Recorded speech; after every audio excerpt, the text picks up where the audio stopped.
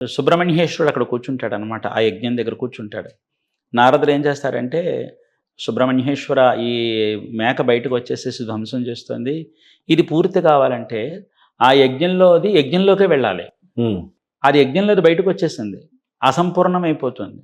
కాబట్టి దానిలోకి వదిలేద్దాం అంటాడు. అలాగా? సరే అలాగే చేద్దాం. ఓ పని చేయండి అంటే, అయితే మరి దాన్ని పట్టుకునే శక్తి ఎవరికుందంటే, సరే అప్పుడంటాడు వీరబాహుకి, ఓ వీరబాహు చెప్పాను కదా! అవును. నవవీర శక్తిపుత్రుల్లో ముందు వీరబాహు ఉన్నాడు కదా బయలుదేరొచ్చారు. పెద్దాయన. వీరబాహు వెళ్లి పట్టురా అంటాడనమాట. వీరబాహు దాంతో తలబడి యుద్ధం చేసి దాన్ని ఏం చేస్తాడంటే స్వామి ఆజ్ఞ మేరకు మెడలో తాడు వేసి దాన్ని లాక్కొస్తాడు. లాక్కొచ్చంగా దేవతలందరూ కలిసి యజ్ఞపుష్పం వచ్చింది కదా! యజ్ఞంలో వేసేయండి అంటాడు. అప్పుడు మురుగరు అంటారు, యజ్ఞంలో వేయటం కాదు. అది అంటే అలాగే స్వామి మరి యజ్ఞంలోంచి వచ్చింది కదా! యజ్ఞంలో వేయకపోతే యజ్ఞం అసంపూర్ణం అవుతుంది కదా అని. వద్దు.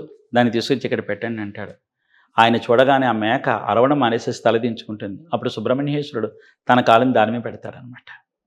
తను అగ్నిస్వరూపుడు కదా! హ్మ్. అగ్నిభూవుడు కదా! అగ్నియందు ఆవిర్భవించబడినాడు కదా! అప్పుడంటాడు, నేను అగ్నిస్వరూపుడిని కదా! నా దగ్గర ఉంటేనేమిటి, అగ్నిహోత్రంలో ఉంటే ఏమిటి? దాన్ని చంపకండి నాకు వదిలేయండి అంటాడు. తన కాళ్ళ దగ్గర పెట్టుకుని తన వాహనంగా చేసుకుంటాడు.